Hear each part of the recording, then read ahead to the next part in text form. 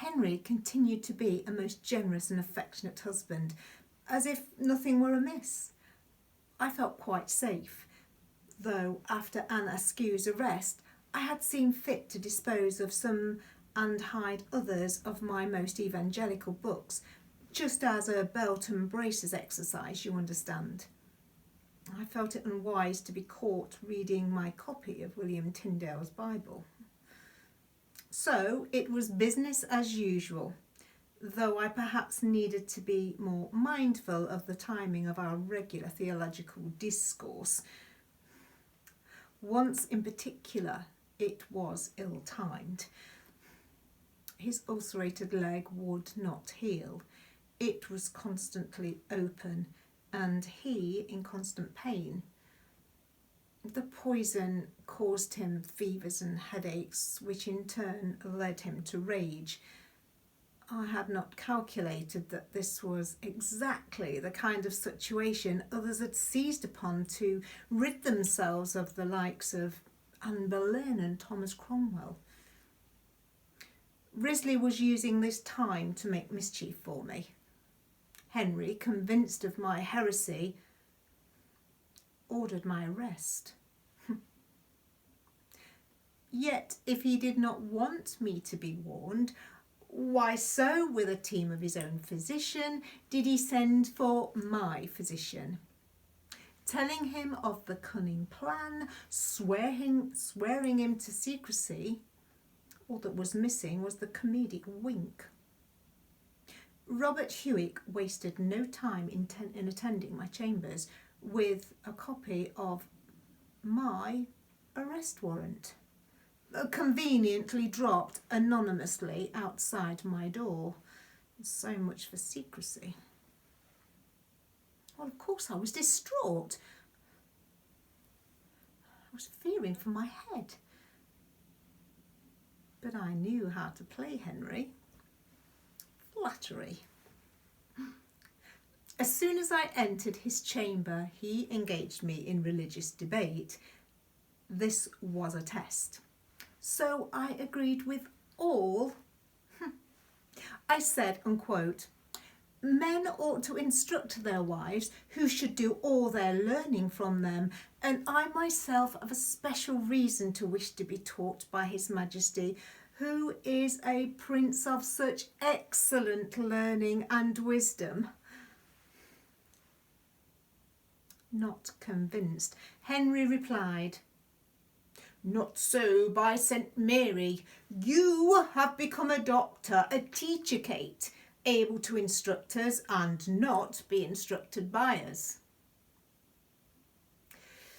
One of my useful attributes being quick-wittedness, I replied, But your Majesty has much mistaken the freedom in which I took in quarrelling with you, my lord.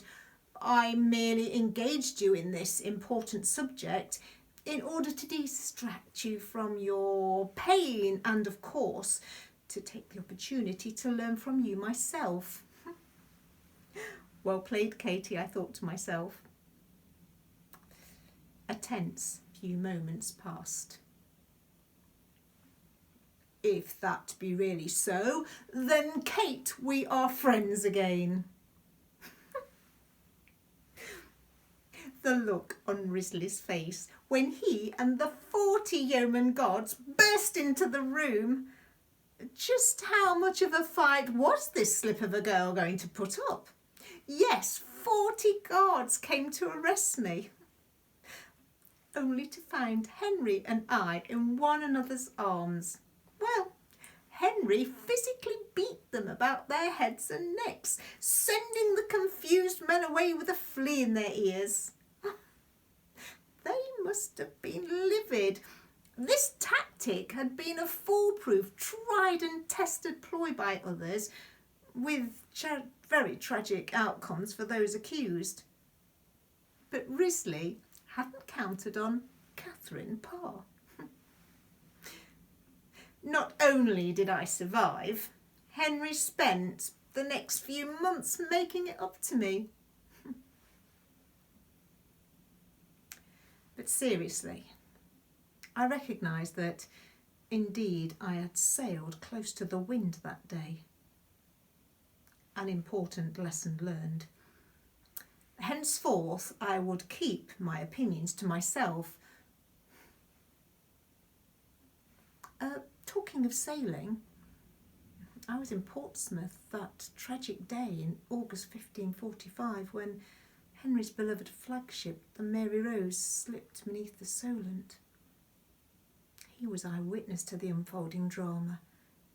So close to shore, yet all but 30 odd souls perished. This had the most profound effect on him. He had wanted to sail with his friend Admiral Carew that day, but had been advised against it. So he did not perish that day. But within 18 months, he was dead. Widowed for a third time. Could it be considered careless to lose so many husbands?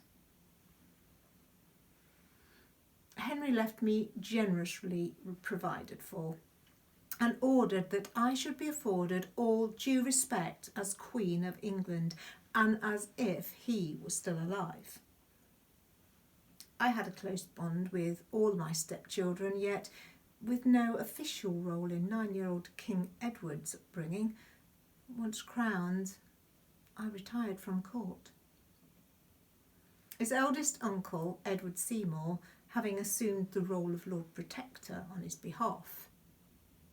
My strong belief in educating girls prompted me to bring my dear Elizabeth and her cousin, Lady Jane Grey, to live with me in Chelsea and away from the court posturing. But this quiet, unseen life also allowed my rekindled romance with Thomas to flourish.